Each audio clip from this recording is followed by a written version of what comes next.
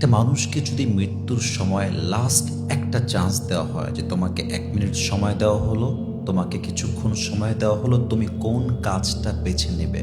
যদি মানুষ সত্যিকার অর্থে মৃত্যুর পূর্বে সময় পায়, মানুষ আসলে কি বেছে নেবে? মানুষ মৃত্যুর সময় চান্স পেলে সর্বপ্রথম যে কাজটা করবে তা হচ্ছে আল্লাহর কাছে খাঁটি দিলে তওবা, যে আল্লাহ, আমি দুনিয়া থেকে বিদায় নিচ্ছি, আমি অনেক পাপ করেছি, আমি তো তোমারই বান্দা, আমি তো মানুষ মাত্রই তো ভুল। হে আল্লাহ, আমার যে গুনাহগুলো হয়ে গেছে, আমি যে অন্যায়গুলো জেনে বুঝে করে ফেলেছি অথবা না বুঝে করে ফেলেছি, আল্লাহ তুমি আমাকে মাফ করে দাও।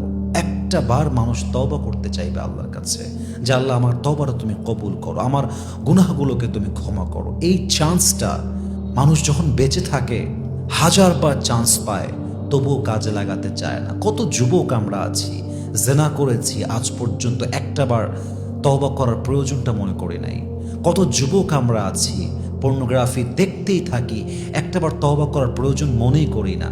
কত যুবক আমরা আছি, কত শতবার যে কত নারীর সাথে আমরা অবৈধ সম্পর্কে জড়িয়েছি, আমরা একটা বারের জন্য তওবা করতে রাজি না।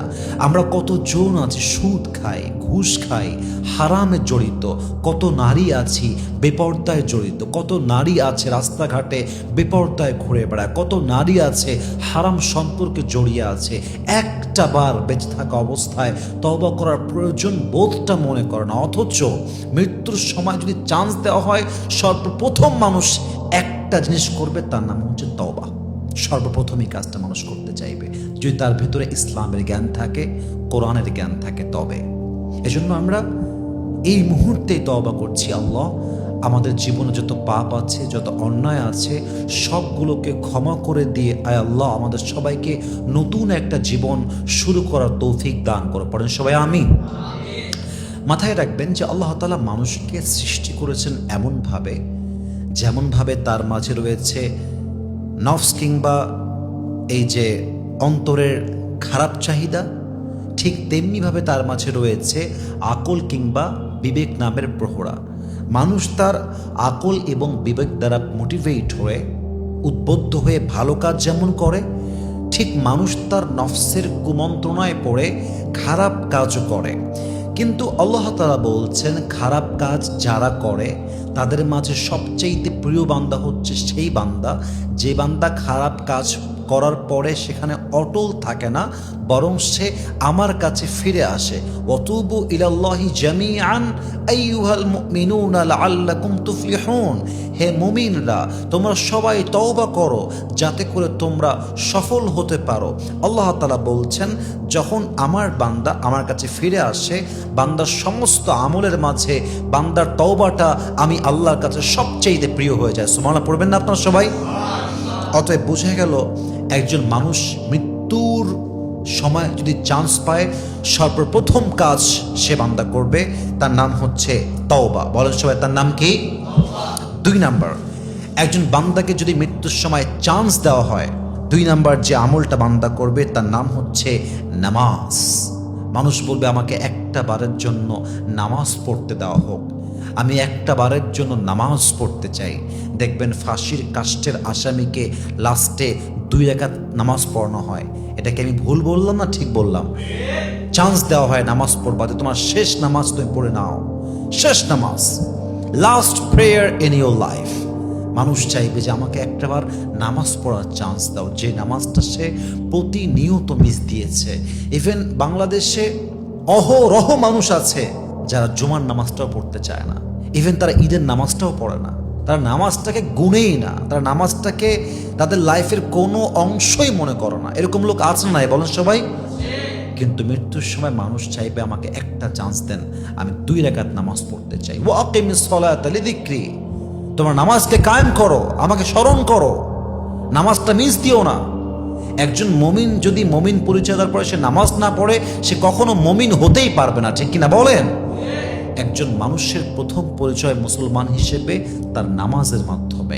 নামাজ আছে, ঈমান আছে, নামাজ আছে, ইসলাম আছে, নামাজ আছে, চরিত্র আছে, নামাজ আছে, মুসলমান আছে, নামাজ আছে, আল্লাহর বান্দা আছে। নামাজ নাই তার ইসলাম নাই, নামাজ নাই তার চরিত্র নাই, নামাজ নাই তার ইসলাম নাই, ঈমান নাই, চরিত্র নাই, এবং সে কখনো আল্লাহর প্রিয় বান্দা নামাজ ছাড়া হতেই পারবে না। ঠিক কিনা বলেন? ইসলামের পিলারটাই হচ্ছে নামাজ, সবচেয়ে গুরুত্বপূর্ণ বিষয়। অতএব মাথায় রাখতে হবে, একজন বান্দাকে যদি চান্স দেওয়া হয়, লাস্ট চান্স, যে তুমি তোমার জীবনের একটা শেষ আমল করো মৃত্যুর আগে, সে নামাজ পড়বে। 3 নাম্বার যে আমলটা বান্দা করবে সেটি হচ্ছে, সে বলবে আমাকে একটা চান্স দাও, আমি অমুক ভাইকে অনেক কষ্ট দিয়েছি, অনেক অনেক মানুষকে আমি কষ্ট দিয়েছি, আমি একটাবার ক্ষমা চাইতে চাই। আমি অমুক ভাইয়ের হক নষ্ট করেছি, আমি একবার ক্ষমা চাইতে চাই, আমাকে একবার ক্ষমা চাওয়ার চান্স দাও। ক্ষমা চাইতে চাইবে, অথচ বেঁচে থাকা অবস্থায় সে মানুষটা অন্য মানুষকে মানুষের বাচ্চা মনে করে নাই, কিন্তু মৃত্যুর আগে বলবে আমাকে একটা চান্স দাও, আমি একবার ক্ষমা চাইতে চাই। স্বামী বলবে আমাকে একটা চান্স দাও, বউয়ের কাছে ক্ষমা চাইতে চাই। একজন বউ বলবে আমাকে একটা চান্স দাও, আমি আমার স্বামীর কাছে ক্ষমা চাইতে চাই। আমাকে একটা চান্স দাও, আমি আমার মায়ের কাছে ক্ষমা চাইতে চাই। আমাকে একটা চান্স দাও, আমি আমার বাবার কাছে ক্ষমা চাবো। আমাকে একটা চান্স দাও, বন্ধুর কাছে ক্ষমা চাবো। মানুষ ক্ষমা চাওয়ার জন্য পাগল হয়ে যাবে, কারণ তখন বুঝে ফেলবে যত হক নষ্ট করেছি প্রত্যেকটা হকের পাই টু পাই হিসাব মৃত্যুর পরে নিবে একজন, তিনি কে? এই জন্য প্রিয় ভাইয়েরা আমার, মৃত্যুর সময় চান্স চাওয়ার আগেই এখন চান্স আছে, এখনই শুধরে যান। মৃত্যুর সময় চান্স চাওয়ার আগে এখন চান্স আছে, চান্সটা কাজে লাগায় নেন। এখনই ক্ষমা চেয়ে নেন, এখনই তওবা করে নেন, এখনই আল্লাহর রাস্তায় ফিরে আসেন, এখনই সবার কাছে হকগুলো ক্ষমা চেয়ে নেন। পারলে আদায় করেন, আর সামর্থ্য না থাকলে ক্ষমা চেয়ে নেন, কিন্তু যা করার, this the right time to do about it. এখনই করতে হবে যা করার, এই বিষয়ে কাজ এখনই করতে হবে।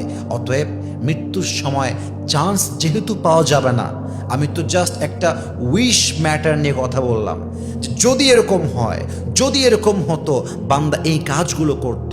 অতএব আমরা যেহেতু মৃত্যুর সময় চান্স পাবো না, এখনই সময় নিজেকে শুধরে নেওয়া। আল্লাহ তাআলা আমাদের সবাইকে পরিপূর্ণ হেদায়াত দান করুক, নামাজি হিসেবে কবুল করুক। আল্লাহ আমাদের সকলের তওবাকে কবুল করুক, পড়েন সবাই আমিন।